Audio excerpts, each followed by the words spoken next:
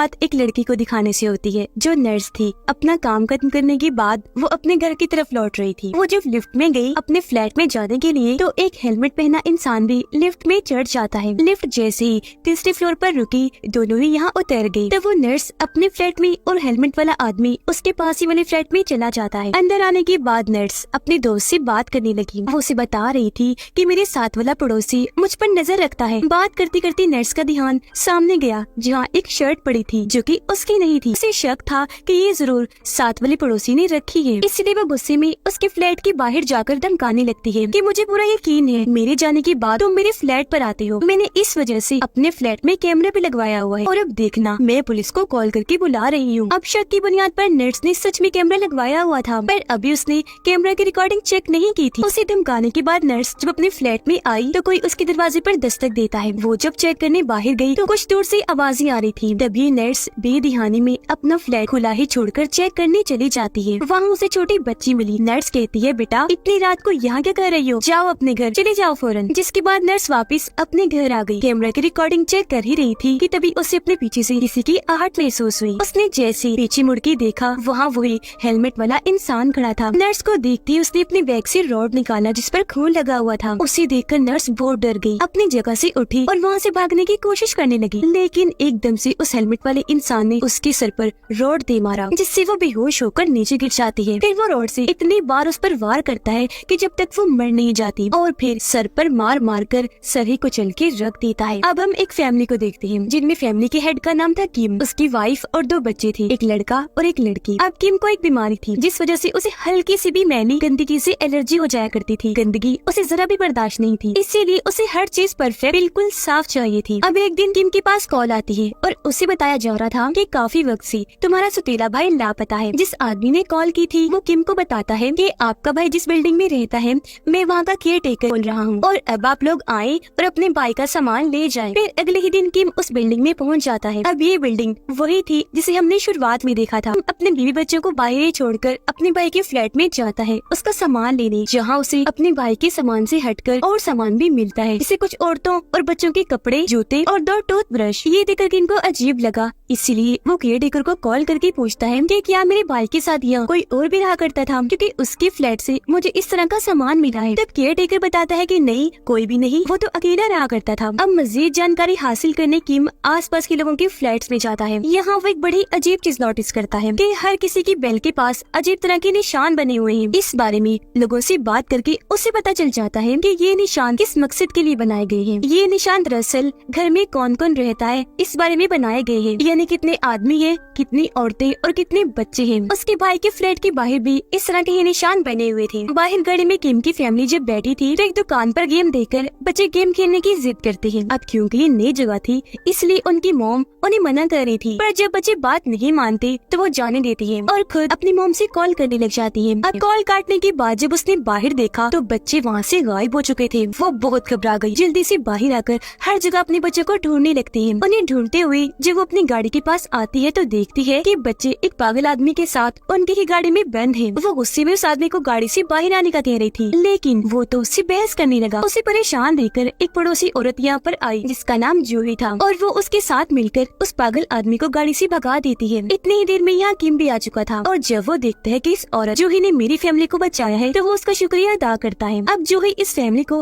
अपने फ्लैट में लेकर जाती है और इन्हें कॉफी पिलाती है। वो किम से पूछती है कि आप लोग तो काफी पैसे वाले बड़े लोग लगते हो, तो यहाँ इस तरह की जगह पर क्या करने आए हो। तब किम बताता है कि इस बिल्डिंग के एक फ्लैट में मेरा भाई रहता है। अब किम के भाई का नाम सुनकर जूही इनके साथ अचानक ही अजीब सा बर्ताव करने लगती है और जबरदस्ती इन्हें अपने घर से निकालने लगी। हालांकि किम उससे बात करने की कोशिश भी करता है कि क्या हुआ, कोई मसला है, आप अचानक हमसे ऐसा बर्ताव क्यों करने लगी। तब वो बस इतना ही कहती है कि आप अपने भाई को समझाएं, क्योंकि वो मुझ पर और मेरी बेटी पर नजर रखता है, हमें बहुत परेशान करता है। अपने भाई के बारे में इस तरह की बातें सुनकर किम फैसला करता है कि मैं कुछ दिन अपने भाई के फ्लैट में ही रहूंगा ताकि सच्चाई जान सकूं। वो अपने बच्चों को अपनी वाइफ के साथ घर भेज देता है। कुछ देर के बाद हम उसे अपने भाई के फ्लैट के वॉशरूम में देखते हैं। अचानक ही उसे अजीब सी आवाज आई। वो जब चेक करने बाहर आया तो वहाँ कोई भी नहीं था। उसे अजीब लगा। कॉल करने के लिए वो जैसे अपना कोड चेक करने लगा तो देखता है कि मोबाइल वहाँ से गायब है। वो सोचता है कि मेन दरवाजा तो लॉक है, फिर अंदर कौन कहाँ से आया होगा जिसने मेरा मोबाइल चुरा लिया। इस सोच के साथ वो पूरे फ्लैट को चेक करने लगा, जहाँ तभी उसे एक खुफिया रास्ता मिल जाता है। उस रास्ते में जब वो गया तो नर्स के फ्लैट में आ जाता है, जिससे हम समझ पाए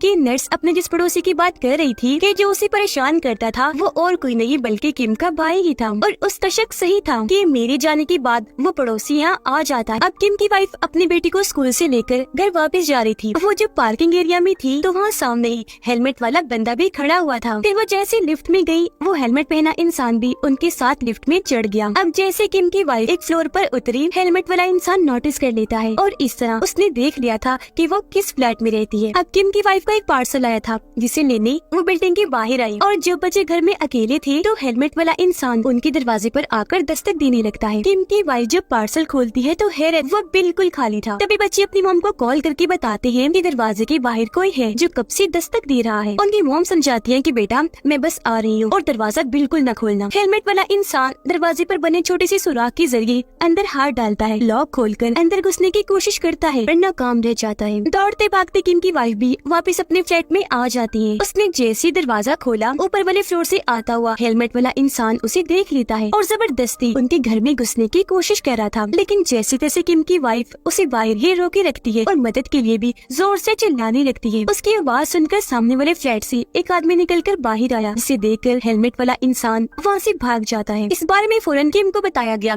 वो भी आ गया और जब पुलिस यहाँ आई तो बिल्डिंग के कैमरास को चेक किया गया, जिससे पता चला कि वो हेलमेट वाला आदमी बस किम की वाइफ का ही पीछा कर रहा था और किसी को उसने देखा तक नहीं। ये जानकर किम को हैरत हुई और वो पुलिस को कहता है कि अगर ऐसा है तो मेरे ख्याल से वो हेलमेट वाला इंसान मेरा सौतेला भाई ही है। इसके बाद किम अपने वकील के पास गया और इनकी बातों से हमें पता चला कि वो सौतेले भाई कैसे थी। दरअसल उसके सौतेले भाई की मॉम डैड ने किम को गोद लिया था और हैरान करने वाली बात ये थी कि उसके मॉम डैड ने अपने बेटे की बजाय अपनी सारी जायदाद किम के नाम कर दी थी, जबकि उसके सौतेले भाई को कुछ न मिला। हालांकि वो अपने मॉम डैड का असली बेटा था। अब उसके डैड ने ऐसा इसलिए किया क्योंकि जब किम और उसका सौतेला भाई छोटे थे तो उसके भाई पर ये इल्जाम लगा था कि उसने एक लड़की के साथ बुरा सलूक किया। अब यहाँ किम जानता था कि मेरा भाई बेकसूर है, लेकिन फिर भी वो झूठ बोल देता है कि हाँ इसके ऊपर जो इल्जाम लगा है वो सच है। सच में इसने उस लड़की के साथ बुरा सलूक किया था। अब किम ने ऐसा इसलिए किया क्योंकि उसके सौतेले भाई को एक बीमारी थी जिस वजह से उसके जिल्द पर लाल निशान बन जाया करते थे और क्योंकि किम को भी ये मसला था कि उसे गंदगी इस तरह की चीजें पसंद नहीं थी, इसीलिए वो अपने भाई को पसंद नहीं करता था और उसने झूठ बोला और बस तभी से उसके डैड भी उस पर गुस्सा रहने लगे थे। उन्होंने उसे घर से भी निकाल दिया था और यही वजह थी कि उसके नाम कोई जायदाद भी नहीं लगाई। तो किम को लगता है कि ये सब मेरा भाई मुझसे अपना बदला लेने के लिए कर रहा है, मेरी फैमिली को परेशान करके। वकील से मिलने के बाद वो वापस अपने फ्लैट में आ गया। देखता है कि किसी ने उसके बेल पर भी वही निशान बना दिए थे जैसे उसके भाई के फ्लैट के बाहर में बने हुए थे, यानी कि घर में कितने मर्द, औरतें और बच्चे रहते हैं। किम पूरी बिल्डिंग को चेक करता है जहाँ सभी के दरवाजे पर इस तरह के निशान बने थे। किम की वाइफ स्कूल गई अपने बच्चों को लेने के लिए, जहाँ वो अपने बेटे को तो ले लेती है, लेकिन बेटे के बारे में पता चला कि वो तो कब से स्कूल से जा चुका है। बिल्डिंग के कैमरा को चेक करती है जहाँ उन्हें पता चला कि उनका बेटा पार्क में खेल रहा है, पर मुसीबत थी क्योंकि वो हेलमेट वाला इंसान भी वहाँ पार्क में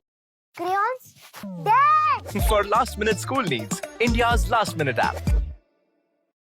यार एज एन ऑप्शन ट्रेडर काफी जरूरी हो जाता है कि हमारे पास आसानी से ऑप्शन मौजूद था। इस बारे में वो जल्दी से किम को बताती है और ये दोनों जल्दी से पार्क में चले जाते हैं। इस बार किम उसे पकड़ने में कामयाब रहता है, उसे काफी मारता भी है, लेकिन जब वो उसका हेलमेट उतारता है तो पता चला कि ये उसका भाई नहीं है बल्कि कोई और ही लड़का है। सारे हालात की वजह से किम काफी परेशान हो गया था। वो एक स्टिक लेकर अपने भाई के फ्लैट में जाता है, पर जब भी वहाँ पहुँचा तो वहाँ कोई भी नहीं था। परेशान होकर वो वापिस अपनी गाड़ी में आकर बैठ जाता है कि तभी उसे हेलमेट पहना एक और इंसान मिलता है जो सामने वाली दुकान में जा रहा था, जिसका पीछा वो करने लगा था। उस हेलमेट वाले इंसान को पता चल गया था कि ये मेरा पीछा कर रहा है, तो वो वहाँ से भागने लगा, पर उसके पीछे भागकर किम उसे पकड़ लेता है, जहाँ इन दोनों की हाथापाई होने लगी। उसका भी जब हेलमेट उतारा गया तो पता चला कि ये भी उसका भाई नहीं है बल्कि ये शुरुआत वाली नर्स का दोस्त है। जिसके बाद ये दोनों किम के भाई के फ्लैट में आ जाते हैं और बातें करने लगते हैं। यह नर्स का दोस्त किम को बताता है कि मैंने अपनी दोस्त नर्स को अपना क्रेडिट कार्ड दिया था, वो तो काफी महीनों से लापता है, लेकिन मेरा क्रेडिट कार्ड मुसलसल बहुत ज्यादा इस्तेमाल हो रहा है। ये दोनों बात कर ही रहे थे कि तभी किम की नजर बाहर गई, जहाँ पर हेलमेट वाला इंसान उस खुफिया रास्ते के पास ही खड़ा था। ये दोनों जल्दी से भागकर उसका पीछा करते हैं और नर्स के फ्लैट में आ जाते हैं। ये दोनों जब उसे ढूंढ रही थी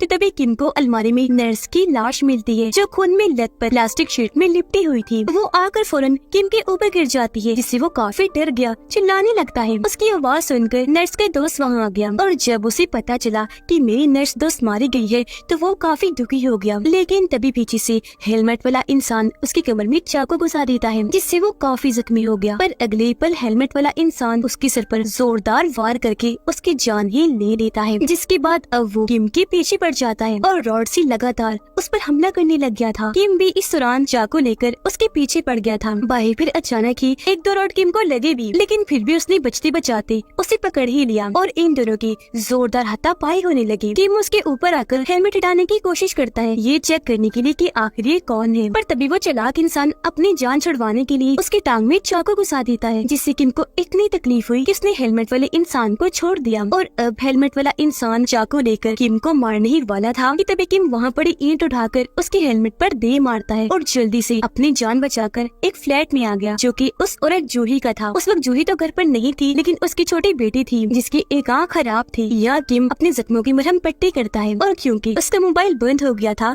तो वो जूही की बेटी से एक फोन मांगता है, जिस पर बच्ची उसे एक कमरे में लेकर गई, जहाँ पर हैरत बहुत सारी औरतों के पर्स, बच्चों के खिलौने और ढेर सारे फोन पड़े हुए थे। बच्ची उन्हीं में से एक फोन किम को लाकर देती है, जो किम का ही फोन था, जो उसके कोट से तब गायब हुआ था जब वो अपने भाई के फ्लैट पर था। किम हैरान होते हुए बच्ची से पूछता है कि तुम्हें ये फोन कहाँ से मिला। तब बच्ची बताती है कि ये फोन तो मुझे मामा ने लाकर दिया। ये सुनकर किम को सारी बात समझ आ गई थी, यानी कि हेलमेट पहनकर सबको जो मारता है वो और कोई नहीं बल्कि इस बच्ची की मॉम जूही है, और जिन लोगों का सामान वहाँ पड़ा था वो सब इसके शिकार थे। ये जानकर किम चक्कर खाकर वही जमीन पर गिर जाता है, लेकिन जब उसकी नजर सामने गई तो उसे अपने भाई की लाश दिखती है, जो भी खून में लथपथ थी, बिल्कुल नर्स की ही लाश की तरह। इससे पहले कि वो कुछ करता, हेलमेट पहने जूही भी यहाँ आ जाती है और किम के सर पर जोरदार रॉड से हमला कर देती है, जिससे वो बेहोश हो गया। उसे मरा हुआ समझकर जूही उसका सारा सामान ले लेती है। उधर किम की वाइफ अपने सामान की पैकिंग कर रही थी, क्योंकि वो अपने बच्चों को अपनी मॉम के घर अमेरिका भेज रही थी। बिल्डिंग के बाहर हम जूही को देखते हैं, जो अपनी बेटी के साथ किम की वाइफ के फ्लैट में ही जा रही थी। गाड़ी में बैठकर किम की वाइफ को याद आता है कि मैं तो दवाइयाँ लेना भूल ही गई, तो इसलिए वो दवाइयाँ लेने वापस से फ्लैट में आ गई। दवाइयाँ लेकर वो जाने ही वाली थी कि तभी उसके पास किम की कॉल आई, क्योंकि वो जिंदा था, उस वक्त बस बेहोश हुआ था। वो अपनी वाइफ को सारी सच्चाई बता देता है कि वो हेलमेट पहना इंसान कोई आदमी नहीं बल्कि औरत है, और वो भी और कोई नहीं बल्कि जूही है। इसीलिए तुम जल्दी से फ्लैट खाली करके फौरन वहाँ से निकलो, क्योंकि वो वहाँ ही आती होगी। अब इससे पहले कि उसकी वाइफ वहाँ से भाग पाती, जूही वहाँ आकर रॉड से उस पर वार करके बेहोश कर देती है। फिर जूही जाती है पार्किंग एरिया में, जहाँ गाड़ी में उनके बच्चे बैठे थे। वो बच्चों को दरवाजा खोलने का कहती है, पर वो समझदार थी, दरवाजा नहीं खोलते। जूही को याद आता है कि गाड़ी की चाबी तो मेरे पास है, जो उसने किम को बेहोश करने के बाद ले ली थी, जिसकी मदद से वो गाड़ी खोलकर अंदर घुस आई और बच्चों को भी मारने की कोशिश करती है। लेकिन बच्चे बड़ी चालाकी से गाड़ी से निकल जाते हैं और वहाँ से भागने लगते हैं। किम भी पार्किंग एरिया में आ गया था, पर वो ज्यादा तेज नहीं भाग सकता था, क्योंकि उसकी टांग पर चोट लगी हुई थी। दोनों बच्चे जूही से बचते हुए पहले ही अपने फ्लैट में आ चुके थे, पर वो भी पीछा करते करते अंदर घुस ही आई थी। थोड़ी ही देर में किम भी फ्लैट में आ जाता है। इससे पहले कि अपने बच्चों तक पहुँच पाता, रॉड से जूही उस पर हमला कर देती है। वो फिर उसके ऊपर चढ़ गई, जगह जगह उसे इतना देकर मारती है कि किम बेहोश हो जाता है, जिसके बाद वो दोबारा से बच्चों के पीछे पड़ गई। इतनी ही देर में किम को भी होश आ गई और वो आराम से रोकते हुए उसे समझाता है कि देखो, तुम्हें ये घर दौलत पैसा चाहिए ना, तो तुम सब रख लो, लेकिन प्लीज मेरी फैमिली को कुछ मत करना, उन्हें छोड़ दो, जाने दो यहाँ से। जूही भी उसकी बात सुनती है और यहाँ उनकी बात बनने ही वाली थी कि तभी दरवाजे पर दस्तक होती है, क्योंकि वहाँ पुलिस आ गई थी। इस वजह से वो घबरा गई, दोबारा से किम पर हमला करके गला दबाकर उसे मारने की कोशिश करती है। अब थोड़ी देर पहले किम ने देखा था कि पूरे घर में पेट्रोल लीक होकर फैला हुआ है, इसीलिए वो लाइटर लेता है और वहाँ आग लगा देता है। आग फैलती फैलती पूरे ही घर में लग जाती है। आग को देखकर जूही काफी घबरा गई, क्योंकि आग उसके बहुत करीब थी और उसके कपड़े भी जल रहे थे। वो पानी डालकर आग बुझाने की कोशिश करती है, लेकिन आग की लपेट में वो पूरी तरह आ चुकी थी, पूरी तरह जलकर उसकी मौत हो जाती है। तभी दरवाजा खोलकर पुलिस भी अंदर आ गई और इस पूरी सूरत हाल को संभालते हुए इस फैमिली को भी बचा लेती है। अगले दिन दिखाया गया ये फैमिली बिल्कुल ठीक सही सलामत है। किम ने अपना फ्लैट छोड़ दिया है, जहाँ अब एक नई फैमिली शिफ्ट हो रही थी, क्योंकि किम अपनी पूरी फैमिली को लेकर हमेशा के लिए अमेरिका शिफ्ट हो रहा था। इसके बाद हम देखते हैं कि उस फ्लैट की एक अलमारी में जूही की बेटी अभी तक छुपी हुई है। अब मैं आपको एक बात बताती बताती हूँ। शुरुआत में जूही का टारगेट नर्स नहीं बस किम का भाई ही था, लेकिन जब नर्स ने आकर उसे पुलिस बुलाने की धमकी दी तो वो घबरा गई। उसने नर्स को भी मार डाला, जिसके बाद जूही ने उन दोनों के फ्लैट्स को इस्तेमाल किया, क्योंकि जहाँ वो पहले रहती थी वहाँ पुलिस आ गई, जिस वजह से उन्हें वो फ्लैट खाली करना पड़ा। फिर जूही ने किम और उसकी फैमिली को अपना टारगेट बनाया। ऐसा उसने बहुत सारे लोगों के साथ किया था। वो लोगों को मार कर उनका सब कुछ चुरा लिया करती थी। अब वो तो मर चुकी थी तो